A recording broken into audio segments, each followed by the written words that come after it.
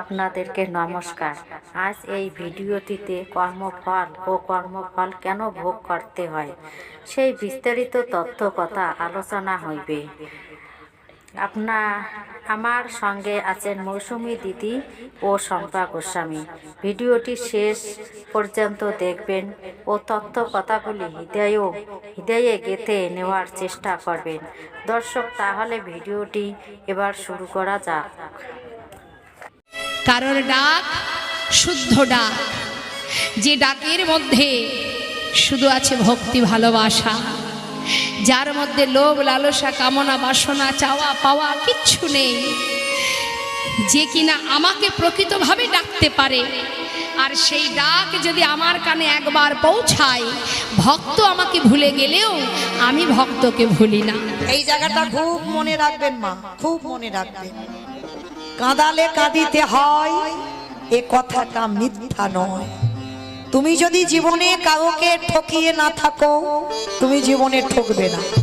তুমি জীবনে কাউকে না কাঁদিয়ে রাখলে, তুমি জীবনে কাঁদবে না। তুমি যদি কাউকে না দেখে হেসে থাকো, দেখবেন অনেকে দুঃখের সময় হাসে না। তুমি যদি এমন স্বভাবের মানুষ হয়েছিলে কোনোদিন, তাই তো আজকে তোমার দুর্গতি এমন হলো। তাহলে কাঁদালে কাঁদিতে হয়, এ কথাটা মিথ্যা নয়। পিসি, 100টা ছেলে তোমার কি করে হলো? তুমি শুধু শুধু আমার দোষারোপ করছো, আমি তোমার 100টা ছেলেকে মেরেছি, কখনো নয়। তোমার পাপের ভরা পূর্ণ হয়েছে, তোমার পাপের ভরা 16 কলায় পরিপূর্ণ, তাই তো তুমি 100 ছেলে হারিয়েছো। কৃষ্ণ, আমার 100টা ছেলে নয় না। মনে পড়ে যেদিন কুন্তী মার কাছে দুর্বাসা মুনি এসেছিল, আর দুর্বাসা মুনি এসে বলেছিল কুন্তী মাকে, মা আমি একটু পরমান্ন খেতে চাই।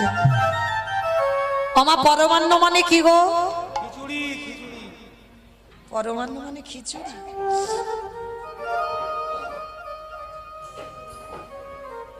পরমান্ন মানে পায়েস, তাই তো? তাহলে পরমান্ন মানে যখন পায়েস হয়, আজকের দুর্বাসা কুন্তী মার কাছে পায়েস খেতে চেয়েছে। তবে শোন মা, যেমন তেমন করে দিলে আমার হবে না, আমার 100টা সোনার পাত্রে পরমান্ন দিতে হবে। 100টা সোনার পাত্র জোগাড় করেছিল বাবা গান্ধারী মান, হরিবল। কুন্তী মা 99টা, আর 99টা জোগাড় করে একটা পাত্র পাইনি বলে কি করেছিল জানো? ওই গরম ফুটন্ত পায়েস নিজের বক্ষের উপরে ঢেলে দিয়েছে। কি গো মা, পারবেন অতিথি সেবা এমন করে করতে? গরম ফুটন্ত পায়েস একটা স্বর্ণপাত্র পাইনি বলে স্বর্ণপাত্রের থেকে মূল্যবান হলো হৃদয় পাত্র। ওই হৃদয়ে পরমান্নটা ঢেলে দিয়ে দুর্বাসার চরণে নিবেদন করলো। আর দুর্বাসা দেখা মাত্র চমকে উঠেছিল, অসম্ভব! একই রে মা, এই গরম ফুটন্ত পায়েস তুই তোর বুকে ঢাললি কেন? আমি হৃদয় পাত্র বলিনি, আমি বলেছিলাম স্বর্ণ পাত্র। বাবাজি, আমি 99টা জোগাড় করলাম, একটা পাইনি।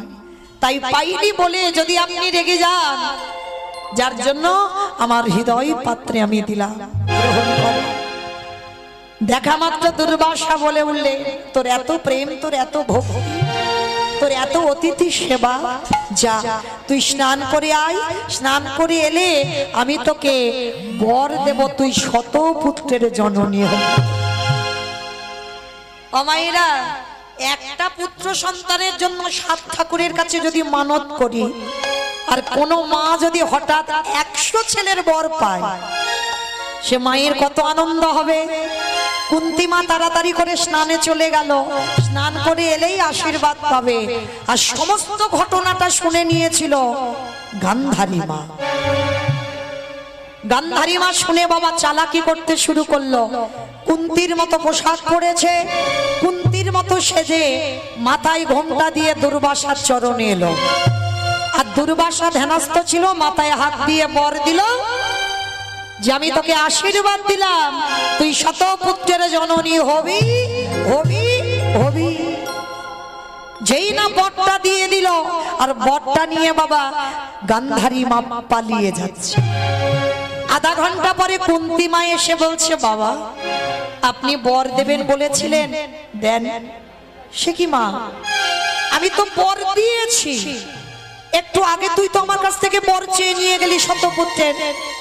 বাবা আমি তো স্নানে গেলাম, আমি কখন এসে বর নিলাম? অসম্ভব, তোর এত লোভ, তোর এত লালসা, একবার আশীর্বাদ নিয়ে আবার দ্বিতীয় না। বাবা আপনার কোথাও ভুল হচ্ছে, আপনি আমাকে বর দেননি।